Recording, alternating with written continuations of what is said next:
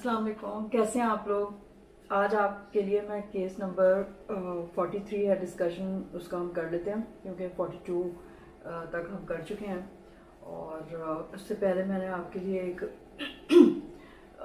Long case किया था secondary hypertension का, तो वो आप लोग सुन लीजिएगा और मुझे कमेंट ज़रूर प्लीज़ कीजिएगा आप लोग। और अगर आपको मेरा ये चैनल अच्छा लग रहा है तो उसे सब्सक्राइब कर लें। ओके, अच्छा, ये हमारा जो केस है ना वो है a 40-year-old male patient has history of pain in epigastrium and 5 to 6 loose stools daily for at least for 5 months. Upper GI endoscopy reveals an ulcer on the gastric antrum and 2 ulcers in the second part of the duodenum. ठीक है, अब इन्होंने सवाल पूछे हैं what is the most likely diagnosis, क्योंकि वो साफ पता चल रही है। इतनी लंबी हिस्ट्री बताने की ज़रूरत नहीं है आपको, वैसे ही उसकी एग्जामिनेशन में ही पता चल रहा है। List the investigations required, how will you treat this case. अब देखें, 40-year-old मेल है और उसको एपिगैस्ट्रिक पेन है और 5 to 6 लूज स्टूल्स हो रहे हैं 5 मंथ से। ठीक है, और उन्होंने सिर्फ एक इन्वेस्टिगेशन अपर जीआई एंडोस्कोपी करके आपको बता दिया है कि उसको मल्टीपल अल्सर्स हैं, एक गैस्ट्रिक एंट्रम में है और 2 ulcers second part of duodenum में। तो जब भी मल्टीपल अल्सर्स आए ना, तो हमेशा आप एक जो रेयर कंडीशन होती है वो ही आपको सोचनी चाहिए। ठीक है, क्या है वो, यानी कि गैस्ट्रिनोमा। ठीक है, most likely diagnosis Zollinger Ellison syndrome, that is gastrinoma. Peptic ulcer disease होती है, सिवियर एंड एटिपिकल होती है। गैस्ट्रिक एसिड हाइपरसिक्रीशन होता है उसमें। There is diarrhoea which is very common in this case. Most cases sporadic, 25% associated with multiple endocrine neoplasia 1 Werner syndrome. Triad of severe peptic ulceration, gastric acid hypersecretion and non-beta cell islet tumor of the pancreas. Gastrinoma occurs between 30 to 50 years of age. ठीक है, तो इसमें क्या as थी 40 और इसको diarrhoea भी हो रहा है। ठीक है, और मल्टीपल अल्सर्स हैं। पैथोलॉजी क्या होती है गैस्ट्रिनोमा की? 90% occur in the pancreatic head और proximal to duodenal wall. Half are multiple from 1 millimeter to 20 millimeter. 2 to 3% are malignant. Also have adenoma of parathyroid and pituitary gland, यानी कि MEN1. Gastrinoma secrete large amount of gastrin, which stimulates the parietal cells of the stomach to secrete acid to the maximal capacity of 3 to 6 folds. यानी कि इतना ज़्यादा बढ़ जाता है, वो स्टिमुलेट करता रहता है gastrin parietal cell of stomach को। ठीक है, acid output is so enormous that it reaches upper small intestine, reducing luminal pH to 2 or less. Pancreatic lipase is inactivated and bile acids are precipitated. Diarrhea and steatorrhea result. तो इसकी वजह ये होती है diarrhoea की। अब investigation उन्होंने पूछी है कि क्या आप करवाएंगे। Number 1, serum fasting gastrin level more than 150 picogram per ml. Median level is 500 to 700 or 1000 picogram per ml. Hypochlorhydria with increased gastric pH is more common cause of hypergastrinemia than is gastrinoma. So what you require is another test. जाहिर है अगर हाइपोक्लोराहाइड्रिया हो तो gastrin negative feedback से आएगा, वो ज़्यादा stimulate करेगा, तो मतलब एसिड हाइपरसिक्रीशन हो जाएगी। तो ये तो नहीं हो रहा ना इसमें। गैस्ट्रिनोमा जो बना रहा है वो तो उससे यानी कि रिलेटेड नहीं है, इंडिपेंडेंट है उससे। तो gastric pH more than 3 implies hypochlorhydria and excludes gastrinoma. ठीक है, in patients with gastrin levels more than 1000 picogram per ml and acid hypersecretion, the diagnosis is confirmed.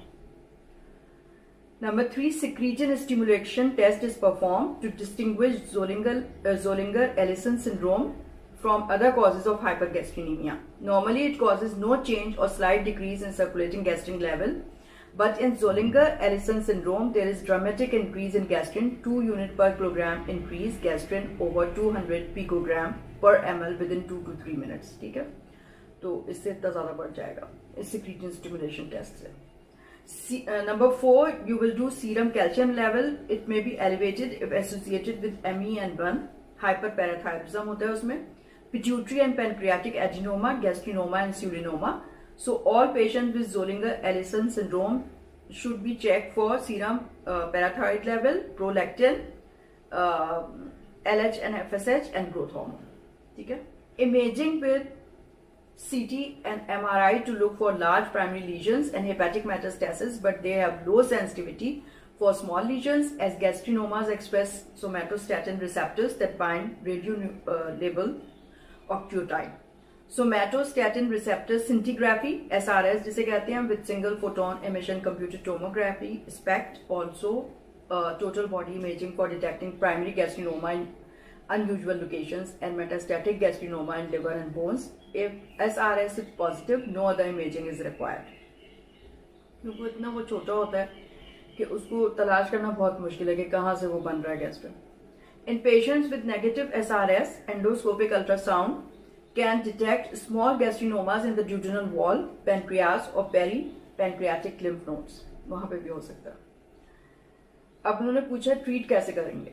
अब ट्रीट करने के लिए आपने देखना है कि भाई लोकलाइज डिजीज है या जो है मेटास्टैटिक डिजीज है. ठीक है. अगर मेटास्टैटिक डिजीज मिल रही है, the most important predictor of survival is the presence of hepatic metastasis, where initial therapy should to control hypersecretion. ठीक है. सिर्फ हाइपर सिक्रीशन ही कंट्रोल कर लें और मेटास्टेसाइज को तो आप रिजेक्ट नहीं कर सकते.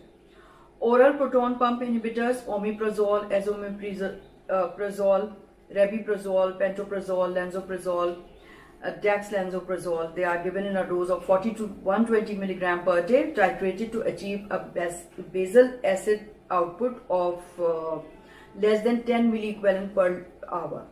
At this level, there is complete symptomatic relief and ulcer healing. मतलब इस लेवल में तो है बिल्कुल हील हो जाएगा. Owing to the slow growth of these tumors, 30% of the patients with hepatic metastasis have a survival of 10 years. क्योंकि इतनी इंडोलेंट ट्यूमर होता है कि सर्वाइवल काफी है, 10 years तो है. लोकलाइज डिजीज में अब क्या होगा? Cure can be achieved only if the gastrinoma can be rejected before hepatic metastasis. पहले आप एक्सक्लूड कर लें CT MRI करा के कि लिवर में कोई मेटास्टेसिस ना हो, फिर आप उसको रिजेक्ट करवा दें. Lymph node metastasis do not adversely affect prognosis. Laparotomy should be performed in all the patients in whom pre-operative studies fail to demonstrate hepatic or other metastasis. A combination of pre-operative studies, duodenotomy with careful duodenal inspection and intraoperative palpation and sonography allows successful localization and resection in the majority of the cases. 15-year survival is 95% if no metastasis. Surgery is not indicated in MEN1 due to multifocal tumors and long-term survival in the absence of surgery.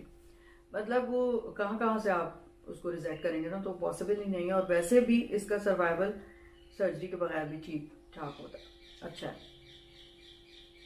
अच्छा रिफरेंसेस मैंने current medical diagnosis and treatment 2022 के addition से लिए हैं. ठीक है. तो ये आप देख लीजिएगा. इसमें इतनी इन्होंने जो सिनेरियो बताया है उसमें आपको अगर उन्होंने एंडोस्कोपी की फाइंडिंग बता दी, उसमें मल्टीपल अल्सर्स आ रहे हैं, ड्यूडेनम में भी है और डायरिया है पेशेंट को, तो आप हमेशा गैस्ट्रिनोमा आपके दिमाग में आना चाहिए. ठीक है. तो आई होप कि ये इस केस से आपको कुछ हेल्प मिलेगी. ठीक है. तो ज़रूर आप मुझे अपने कमेंट्स लिखिएगा. Okay, thank you so much. खुदा हाफिज़.